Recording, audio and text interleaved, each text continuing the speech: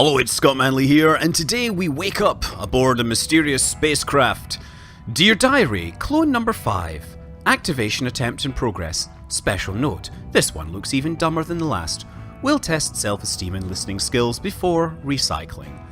I'm inclined towards not being recycled. Oh, excellent. Well, as much as I would love to turn you into algae fertilizer, I simply haven't got the time. We've reached our destination and I'm really anxious to get back into not talking to you. But this has been my most memorable conversation ever. This has been our only conversation ever, and it isn't even the first time I've heard that joke today. Let's move on to the part where you do my bidding. We've been in deep space for a few hundred years and there are a whole lot of guys that want to shoot us. Look, this is the idea, we're just gonna go through a little intro here. Basically, wake up on the ship. The computer on board has created you. It says, Leah, I was literally born for this task. You mean you were figuratively born for this? You were literally 3D printed and squirted out a tube for this task. Yes, sassy AI. It's actually quite funny, but this is the whole tutorial sequence. So you start out on a spaceship and it suggests that you run to the front of the spaceship to start learning about how to be an awesome spaceship captain, because you're the only spaceship captain left from the crew that was part of this ambitious mission to another star system. So they're going to warn you not to go too far, but here I am, turning the spacecraft around and driving the engines. We're going to travel towards this target here. See that? Beautiful. So yeah, it's one of these games where, you build 2D spaceships. It's all got tile-based internals. They model the mechanics of how the spacecraft maneuvers and everything. They model power flows and whatnot. Yeah, I can just turn the spacecraft using the mouse here as well. It's also possible to dock it. Yeah, this thing's flying around just fine. It's telling me that I can select a heading by turning left and right. Look at that. Totally elegant.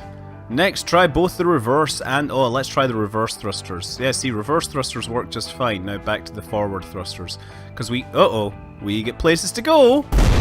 Oh, that is not ideal. And there's a lot of stuff floating around in space. Did you just blow up my ship? Maybe a little? Oh, this is great. Interesting bit of trivia here. I've used those engines and maintained those reactors without incident for 207 years, 65 days, 9 hours and 14 minutes. You managed to break the entire ship in under 10 seconds. That's not true. I was flying along for more than 10 seconds. So, yeah, this concludes the training on how to ruin everything. You press most of the buttons, so I'm giving you an A for effort. Good job. Okay, so now they're basically saying the only way we can get back is by spacewalking, right? So, yeah, I can get back outside my spaceship. Oh, and apparently atmosphere is kind of weak. So we can go out here, for example. Oh, no, it's not going to let me out there. Let's see if I can find the medical bay. Maybe the door closed on me. Maybe that was what was going on. Ah, medical bay is out here. And there's no cargo bay, and I don't have a spacesuit.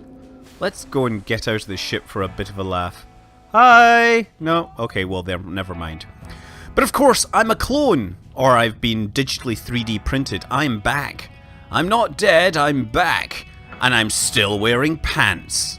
And that's obviously trouser pants because it's American, not underwear pants. But I mean, presumably he's wearing underwear pants as well. Isn't technology great? Sure, except when you remember the pain of dying. So yeah, basically telling you that there is a space station here because some previous group tried to terraform the system before they found that there were bloodthirsty aliens in the system. So now I get to spawn a ship, except that I want to make some coffee first. We're going to skip through that. Spawn a ship. I get to spawn a dinky little shuttle here. So now, if I come out here, I go press F again, and I can run all the way down out of the spacecraft. Now the good news is I have some more items in my inventory. For example, I have a gun, I have a fire extinguisher, and I have a repair tool. Not necessarily in that order.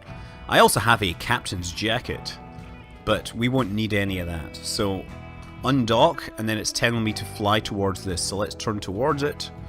I'll follow the green numbers.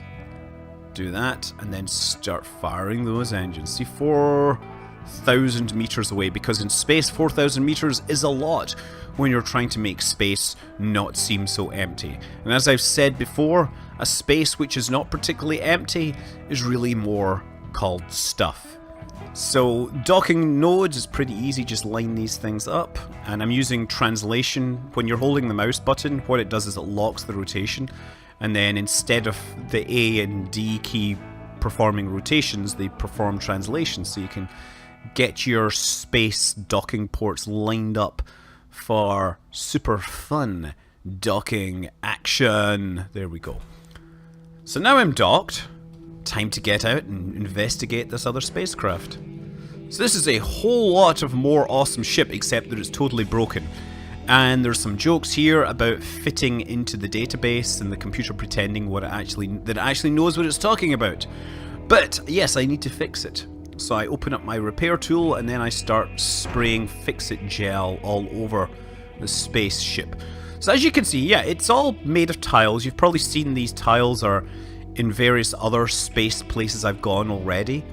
Now you can see that they're damaged, and as I spray on my fixie goo, the object starts to reassemble itself, almost as if it's one like two-dimensional tile that's been covered over by a black mask that kind of hides the broken bits. Oh, there's some broken stuff in the hold, and oh, some broken stuff there. Anything else? I'm just walking around holding the mouse button. Oh, there's some there that needs fixed. Oh, there and there, and now I can actually fly. So before I move anywhere, I'm gonna undock and fly away and then head myself home. So obviously the ship designs are ultimately configurable by the player, but you start out being able to rescue them. If you look at the Steam Workshop, there's a ton of ships that have been introduced by players.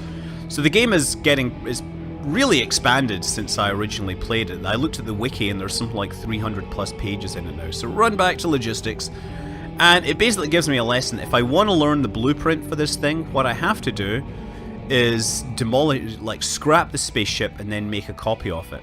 And then I can respawn a new version. So I right click, scrap and research, and then it tells me, hey, we got a new place to be. So spawn a new ship, get that, oh, select it, and now I can add weapons, fix machine guns. It doesn't appear that the weapons cost anything, but maybe I'm not seeing anything here. So 150mm autocannon. Now of course I can run back out to the ship down this long corridor, because it wasn't smart enough to spawn at the docking port near to where I was. Thank you very much. And then take this thing out for a proper joyride. If you forget to undock, by the way, you break your docking port on undocking, which is unfortunate. So they're basically telling me that I can get places using the fast travel technology. There we go. So press T, and I should probably zoom out because there's asteroids everywhere. Looks like there's a few bits and pieces here and there that I need to check out. I think those white ones are the ships that I have left behind, including the ship hull that I broke. Which would be... oh, let's try steering through these asteroids. Obviously when I'm traveling so fast you want as much warning as possible. Oh, let's go this way. Let's not fly through asteroids. Oh crap. Excellent. Excellent. So now I can run on board and investigate this abandoned space station. Why is it abandoned? It's abandoned because of those beasties. So, you have guns. Uh-oh. Thanks for interrupting me. Right now, I'm being terrified of these things, which technically aren't going to eat me because they can't metabolize my biology, but they will, however, tear me apart because, you know, that's kind of what they do. That's their game. It's like, what do you do for fun? Well, I rip anything that moves apart because it's fun. It's kind of in my instincts and blood. Oh, there's another beastie coming. So you see that it uses one of these targeting reticules that gets smaller the longer you wait after firing. So you want to time your shots, make sure they all hit, so that they don't stand a chance. It only takes a couple of shots by the looks of things. Probably because, yes! We have bigger guns. We have submachine guns and rifles. I like the idea of a submachine gun. Let's put that there. Submachine gun here. Probably less accurate rifle. Actually, I can just transfer everything over. Oh, gold! Rocks! I'm a dungeon explorer. I'm gonna be the galaxy's best corn trader. And I can put that armor there to go with my captain's jacket. A fancy leather jacket suitable for a captain. You are born wearing it. Somebody has good taste. I was also born wearing pants, but they don't show those on the list. I would really like to know what kind of awesome captain's pants I wear. Because, you know, you can't be a captain without wearing proper captain's pants. It's part of the uniform. You know that, right? I mean, you guys that aren't space captains probably don't understand, but if you're not wearing space captain's pants, you are just a fake captain. So I mean, the real question is, where do you go kind of next? It does give me, see how the map is actually giving me a place to be? I'm gonna head there. This is something nearer by. I'm not sure what it is. It's probably another station, so it firing up my navigation thing. Bingo! And zoom out, of course, because you don't want to fly through asteroids! So, yeah, got another station here to check out. Let's go and see if there's anything in this. Oh, yeah, there's beasties here.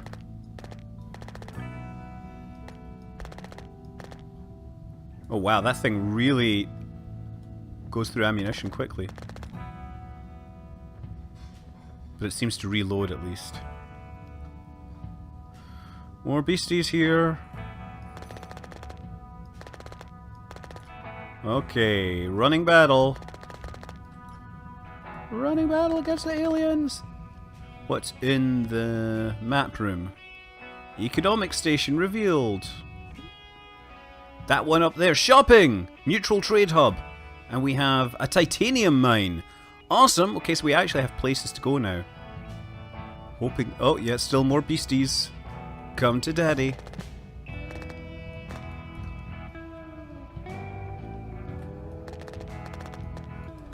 Oh my god, that almost ate me.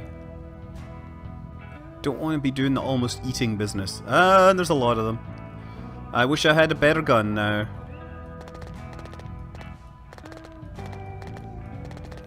Oh, Nelly, Nelly, Nelly, Nelly, Nelly, Nelly. Oh, there. Okay, we got him. Whew. Oh, there's stuff here. Consumer goods and assorted parts. Great, that'll be helpful, I'm sure. I don't actually know if it will be helpful at all. Consumer snacks. Excellent. We all know how important snacks are to Kerbals. And that's some armor. We've got armor already. So you can turn actually when you're traveling at travel speed. Because travel speed appears to be kind of non-Newtonian. It does seem to do its best to follow a decent thrust vector. So you don't need to do huge offsets to steer. You just need to point your ship where it wants to go, and the autopilot will do its darndest to make that your wishes come true. What a grand and epic space station this is. Unfortunately, it's been reduced to 2 dimensions, so you can't really appreciate it. But on the other hand, it has had all its interiors properly modeled, unlike many other games that just do grand, amazing space stations and don't really show you the interiors. Because this could indeed be one of those wretched hives of scum and villainy that we are so often informed around. Oh look, there's other characters. Can I talk to them? Wait, why are they coming off of my ship? Are they like, were they there to inspect my ship or something? I'm thinking these are all docking bays out here, whereas this is the main concourse, which looks pretty and tree green and everything. So this star system isn't as dead as we were led to believe. This looks like trade with station. There we go. It's a trade station here. It's personal cargo. Oh, so I have personal stuff and I have shop storage and ship cargo. Great. So I guess I just tick that up and drag it there. Quantity 40. Sell. Great. Oh wow, I just sold all my gold for cash. Sell your gold for cash. But 3,500 credits, that's not terrible. It's not great, but it's not terrible. Let's talk to the bartender. Oh hey, can talk to Marv or the Robo Barkeep. What are you gonna do for me? How can I help you? Never mind, you can't help me apparently. Hey Marv! Haven't seen that uniform. Are you from around here? Oh, I was born in it. Ah, zealot. Those are rare around these parts. May I ask what that represents? My uniform, well, usually carries some meaning beyond the name tag portion, which seems to be missing from yours. I'm Marv. I was literally born wearing this outfit. Oh, that is... I'm going to change the subject now. Any chance you're looking for passengers, crew, stowaway? I'm not a freeloader. I am the ship-owning type. I'm running a delivery some important cargo and was attacked by from friendly neighborhood pilots. I lost some stuff. This is unfavorable situation. I'm hunted down by corporate lackeys variety. Also being stranded on a podunk station variety. So where are you trying to go next? There aren't a lot of places I can go. Would have made things right, but now I suspect I don't have a home. And you're looking for a home. Right, money. Oh, right, I'll level you. Because you don't strike me as the type who sent here to kill me. If you had a 7-star coalition goons hunting you down and you were trapped in some podunk tavern with no ship and no money, what would you do? I suppose I'd look to join up with someone like me.